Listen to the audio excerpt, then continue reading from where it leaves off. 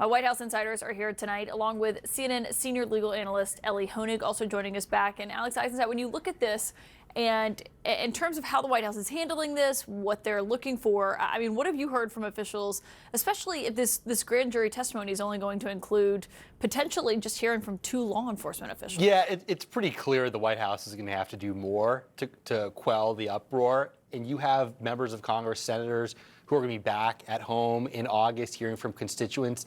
They're very amped up about this. The Republican base is very amped up about this. You have majorities in polling show majorities of Trump voters want more information released. And so you're going to see pressure on the White House for members of Congress to release more information. And it seems likely, the White House is going to have to do more to release information. The question is what is enough?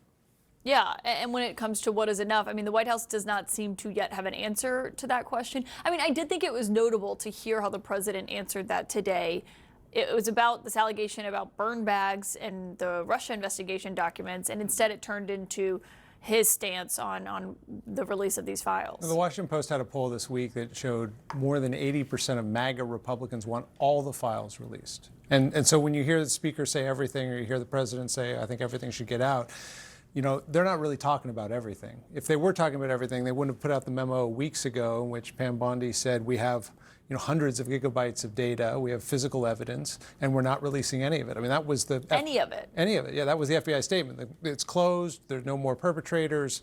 There's no more information. And now they've focused everybody onto this grand jury conversation. Grand jury conversation is, an infinitesimal fraction, and it's also the part that is hardest to get out because you need a judge's permission to put out the grand jury transcript. They have these documents in their possession right now, and they've made no move to put them out. Yeah, and Elie, speaking of this being up to a judge here, I mean, the Justice Department memo says that the 2 witnesses in this proceeding are the same FBI agent from the Epstein grand jury proceedings and a detective with the NYPD who is a task force officer with the FBI's Child Exploitation and Human Trafficking Task Force. That was during the Maxwell grand jury proceedings. I think some people might look at that and say, I'm not sure if that's enough. But my other question is, does a judge see the MAGA backlash and say, well, that's going to make me release this information, or are they hesitant to do so?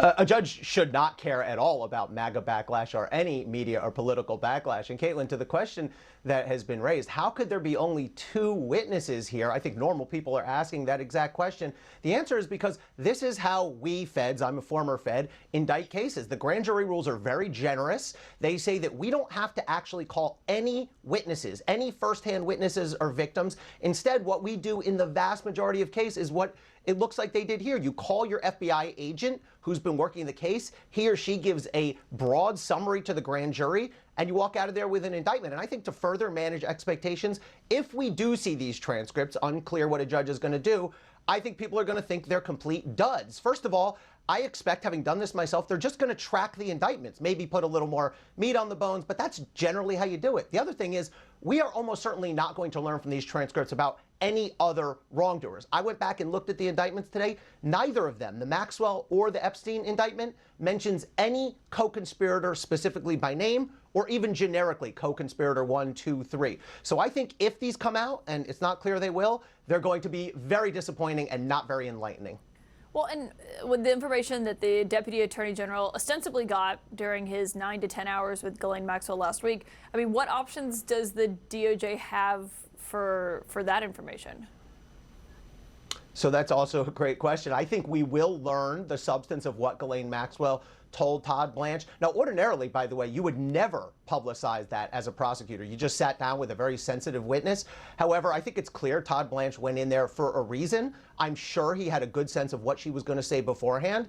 Usually, again, normally, you would have an FBI agent there taking notes who would write up what we call a 302, which is a summary. It could be that DOJ releases that 302. It could be DOJ releases some sort of statement. It could be someday Ghislaine Maxwell is actually subpoenaed and immunized and has to testify. But I don't doubt, I think we absolutely will learn at least Todd Blanche's account of what was said in that room someday.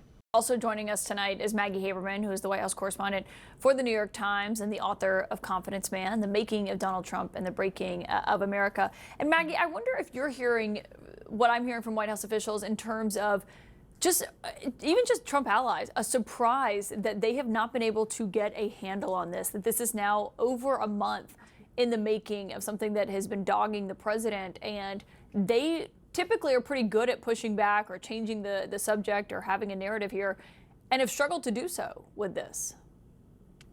Yeah, Caitlin, look, what I'm hearing is fatigue, frankly, on the part of White House officials and people close to the president who are not in the administration, but not just fatigue with Democrats talking about it or podcasters talking about it or Joe Rogan talking about it.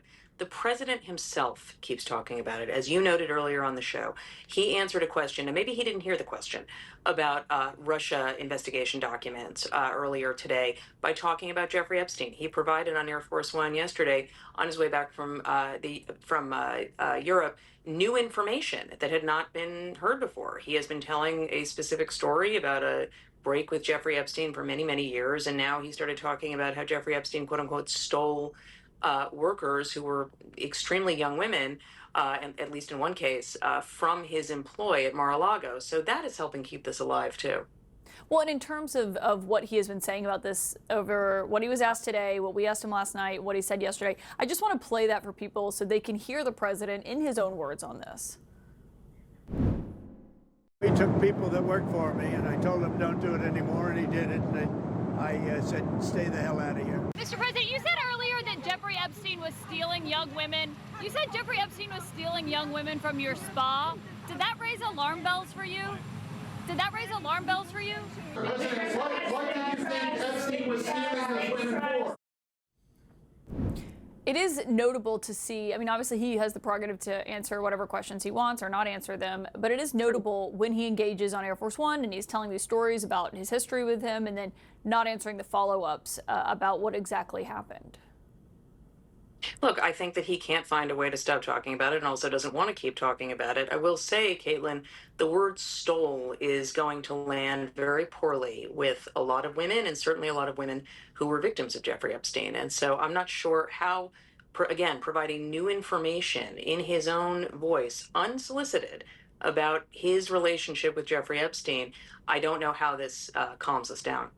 And what do you make of this revelation about the grand jury testimony only having two witnesses in it, and they're both law enforcement officials? And I think what the MAGA base is expecting and what has been built up here is this highly, high-profile client list, all of these details. That does not seem, from what Ellie just laid out there, to be what would be in here. We always knew it wasn't going to be in there, Caitlin. We always knew this was going to be a fraction of any evidence. And to be clear, we don't know that there is a client list. This client list idea was generated, I believe, by allies of the president. It may not be there, but it is worth remembering that the administration put out files related to the assassination of John F. Kennedy, and there were people's Social Security numbers that inadvertently went out, living people whose Social Security numbers went out because, as we were told, these went out fast because the president wanted transparency. He does have the ability to put these out, and your point is correct. Democrats are, they were fully able to put this out themselves if they were so interested in this topic when President Biden was in office, but it is President Trump's, advisors and allies who have also kept this going. Well, and on the transparency note, this is something the White House always touts. They say they're the most transparent. We hear it pretty much at every press briefing. The president himself has said it, and they talk about the access that people get to the president. That's a fair point in terms of him answering questions, but I do wonder how it sits with the MAGA base if they've promised transparency and then they don't end up releasing what they told them they'd release. Right. Look, again, this is primarily a self-inflicted story and a self-inflicted wound that they are dealing with, and they are struggling to get out of it. It is absolutely true that President Trump, especially by comparison to President Biden, is more accessible, but that has not much to do with whether they're releasing information that they themselves set the bar for. What do you make of the handling of the Ghislaine Maxwell aspect of this in terms of, yesterday she's offering to testify to Congress, but with all these caveats, including immunity, and, just the White House's view of the Justice Department? Sit down with her and where that could ultimately end up. Look, there is not unanimity of thought on how to handle any of this. The idea was that this would be, we're going to the source and we're trying to get information. Ghislaine Maxwell's lawyer, David Marcus, is widely seen as a very good lawyer in Florida in particular. And so he is trying to get the best deal for his client. But whether this is actually going to settle anything down, I think is pretty unclear right now. There are a number of White House officials who would just like all of this to stop and who did not love the move of going to Ghislaine Maxwell. Yeah, I think I've heard from some who say, why are we not talking about the economic news? Why is this not breaking through more? And instead That's this right. is. Does it stand out to you that Trump has That's not right. ruled out pardoning her? Yeah, it stands out because I think that he is open to pardoning her, and I think he's open to giving her a grant of clemency of some kind. Now, you know, you could see some of the president's allies trying to suggest that Ghislaine Maxwell is a victim. You know, I think that the Trump Justice Department of his first term, I think, would not have seen it that way. Certainly, the Biden Justice Department didn't. You know, it's unclear to me how much the president's base would tolerate in terms of a clemency grant to her. There are a lot of women who have ended up in sex trafficking situations who, indeed, you know, these are complicated cases, but I'm not sure how much sympathy there would be. And we've heard a lot of Republican lawmakers say they don't think it's a good idea.